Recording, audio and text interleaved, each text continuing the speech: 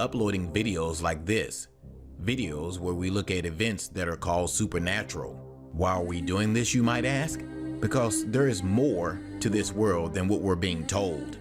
Together, we will search for the answers. We hope you join us. A simple cube used for storing office supplies. Or is it?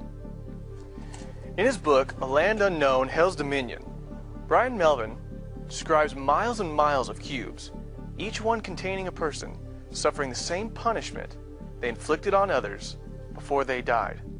In 1980, I was a rough and ready kind of a guy.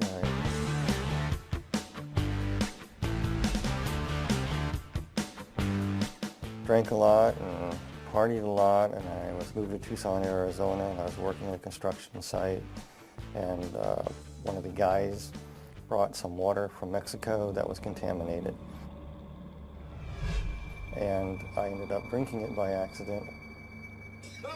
Got real sick, contracted cholera, and within about 72 hours I was flat on my back and basically dehydrated. That's when I passed away. I noticed that when I passed on, that of course I wear glasses and I'm very nearsighted. I noticed that, first thing I noticed is that I wasn't wearing my glasses and I could see clearly across the room. And when I turned my head, I noticed that my body wasn't moving. And I was lifted right out of my body and hovered over my body, looking down at myself and looking around. And next thing I knew, I went through the ceiling of the room I was in, and I was transported into a very, very, very black, dark void.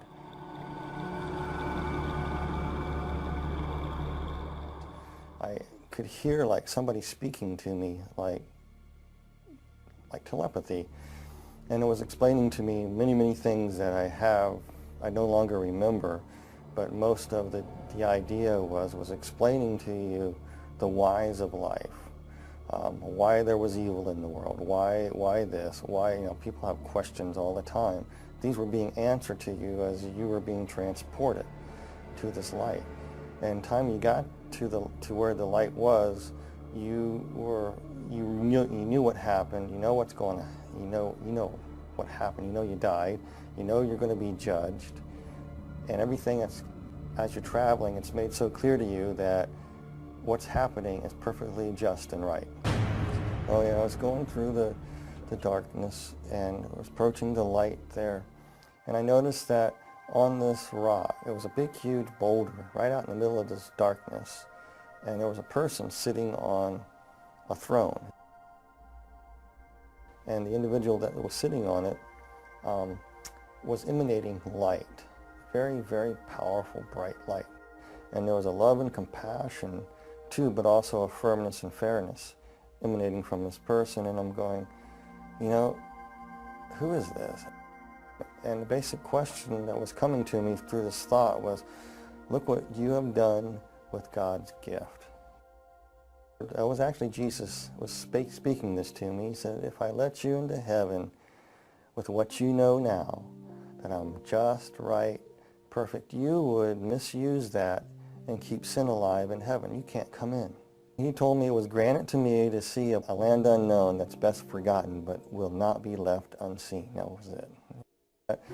And then he took out all these keys out of his robe, just pulled them out. And as he pulled them out, you could see the scar where the nails were kind of like in the wrist area, and it kind of pulled the bones apart. It's kind of traumatic looking. And he had these keys, and the keys were odd shapes and design. And he walked over to a place, and he stuck this key into this, looked like a gate. And a door opened. Then the veil came over, and it was dark again. I couldn't see it all. I could see it was the Lord. And I was being moved toward this door, and I went through that door into a void. I mean, a tornado vortex. It was just going round and round. It was a tunnel, spinning horrendously around, just roaring and roaring and spinning and spinning and spinning.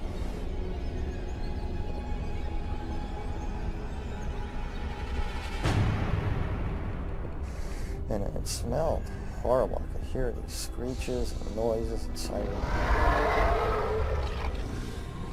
The most thing I remember the most was slurping noises. And and screams, and you could feel heat, really hot heat. The next thing you know, I was falling through the sky. It looked like the sky, and I hit the ground. It kind of hurt, and I stood up, and I looked, and I go, where am I? All these people ran out, and some of them looked like people that were dead that I knew, and other people I knew that were not dead. And they come around me, slapping me on the back.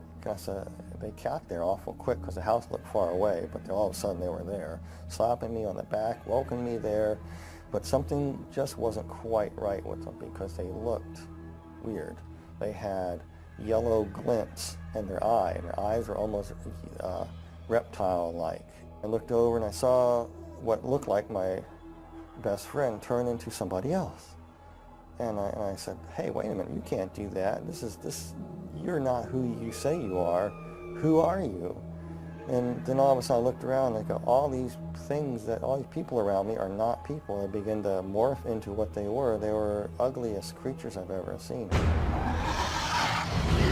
Reptile-like, some of them, they were just god-awful, like rotting vegetables, and they were distorted and twisted, and they were not perfect by no means. And they were just filthy, smelly creatures. And they were just starting to come at me like they're going to shred me to pieces. And one tried to grab me right across my chest, and one tried to grab my legs. And while they're trying to tear you to pieces, they backed away, and this one that looked like my best friend earlier, who morphed into different people, came up to me. It was it was about 4'8", looked like a sort of half dinosaur, a reptilian type creature, and it was hissing and spitting at me, and was speaking in a language that I didn't know what it was saying at first. I was telling, and it was broken in English. It was telling me to come, follow it, follow it, follow it.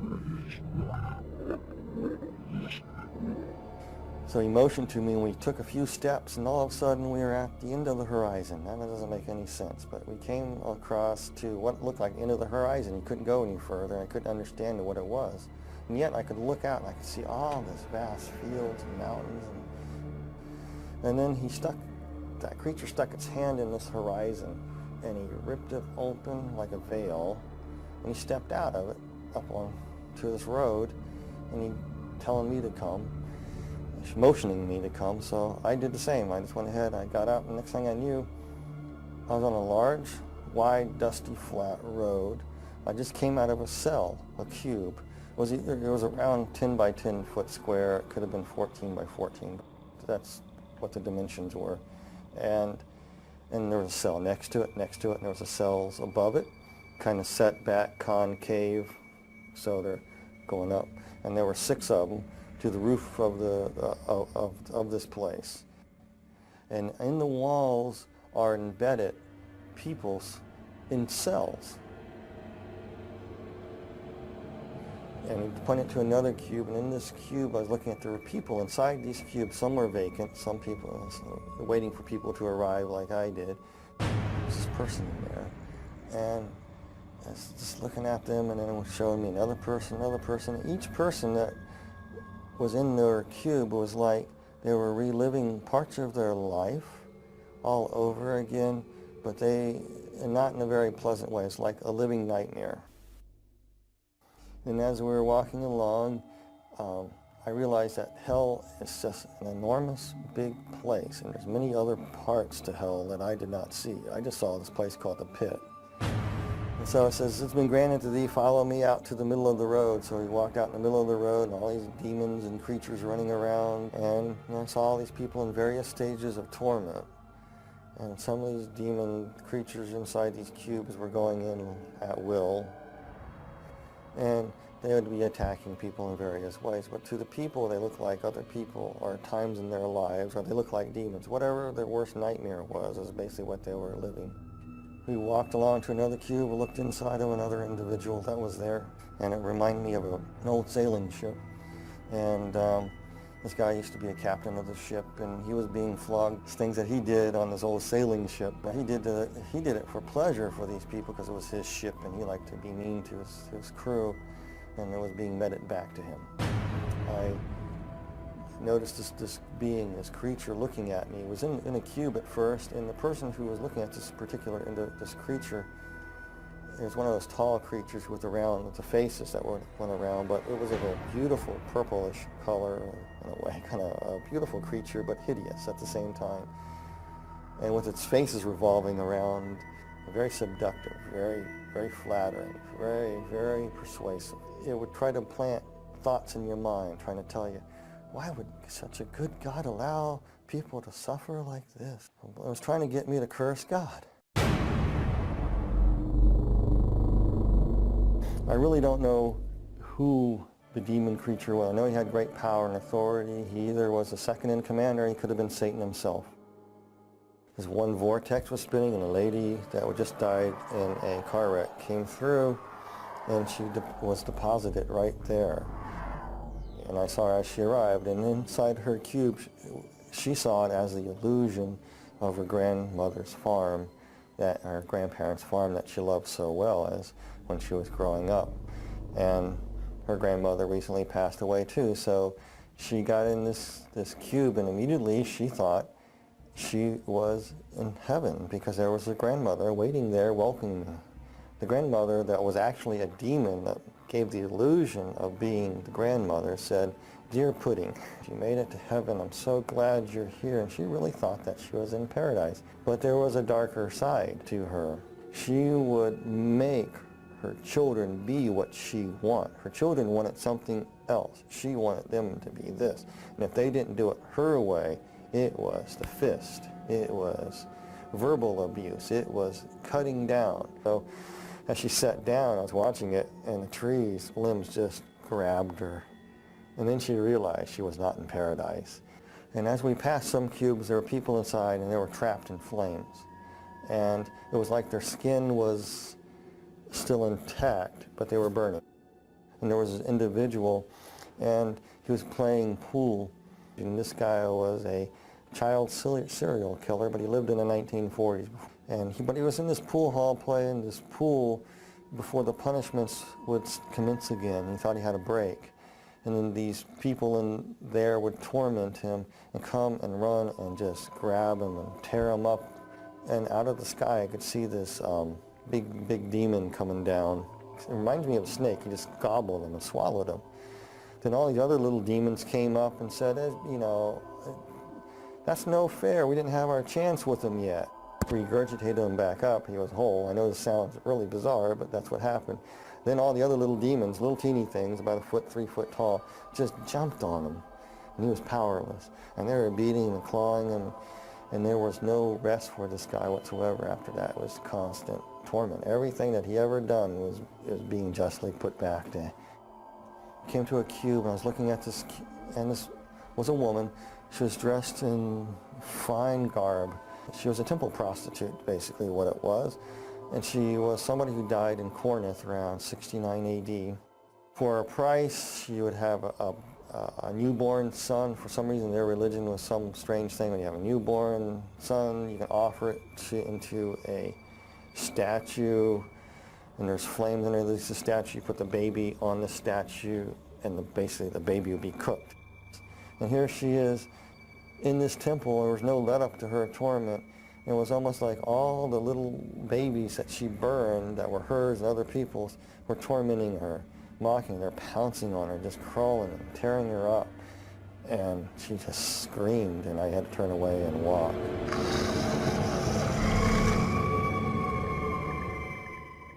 There was an individual that she practiced the black dark craft. She was a witch. I just knew that she was a witch, but she died many hundreds of years ago. But she was trapped in a coffin, scratching, trying to get out. She couldn't get out. She was in that position for years and years and years and years, hundreds of years.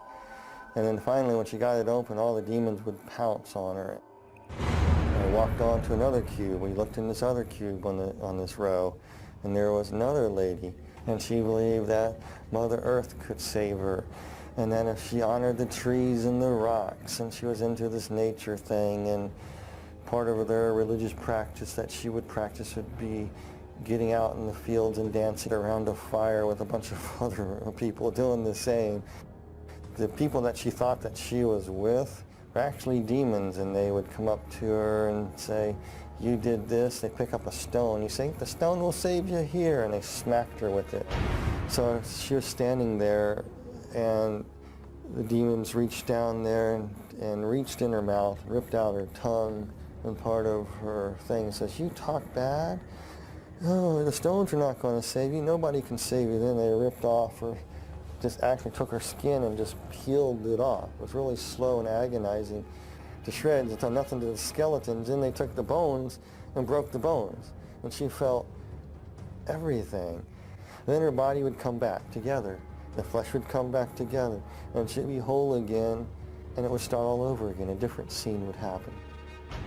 And some of the cruelest people on earth were in these. You know, some people, I don't like to say names of people or anything like that, but I will, you know, this one particular individual is definitely there, and everybody knows who it is. It's Adolf Hitler.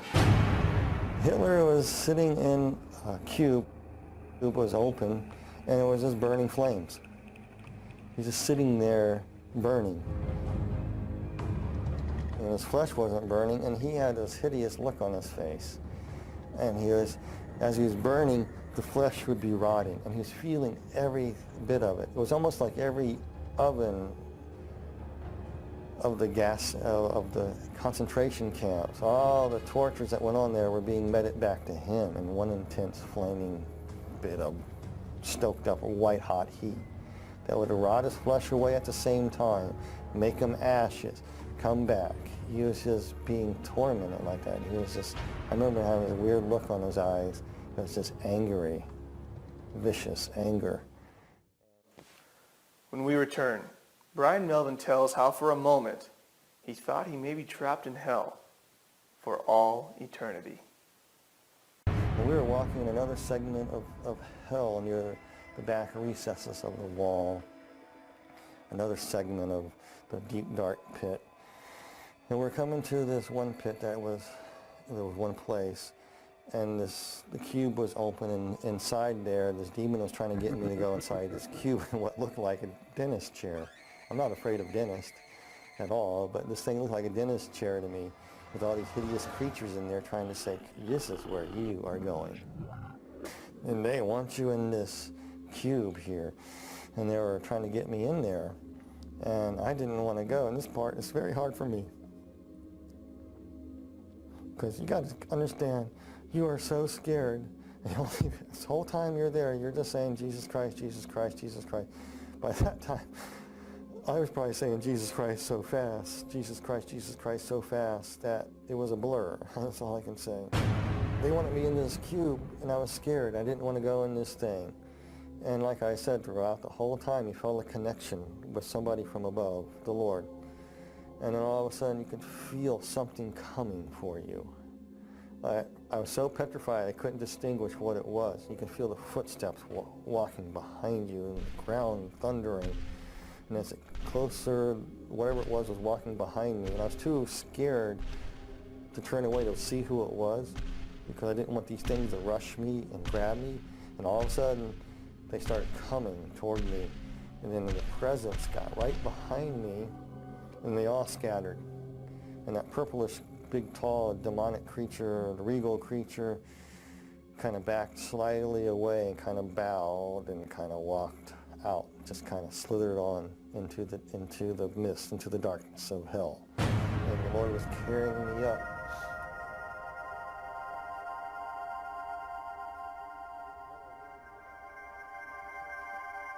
And you know who it was? It was Jesus. He picked me up. This part I remember though so clearly. He just picked me up in his arms, and I could see where they crucified him. As he's holding me, his bones are pulled apart. He's saying, "You pulled apart my bones." And he carried me. And kind of floated through the air and went through the center of the bottomless pit. I went straight up. I remember bits and pieces of being taken to a hospital and waking up in a hospital room. and nurses poking me. And when I woke up out of this thing trying to breathe, I grabbed the doctor and said, "I'm not in a cube, am I?" "I better not be in a cube." And the doctor says, "No, you're in a hospital." And from it, I was no longer an atheist. There was a God, there is a heaven, and there is a hell.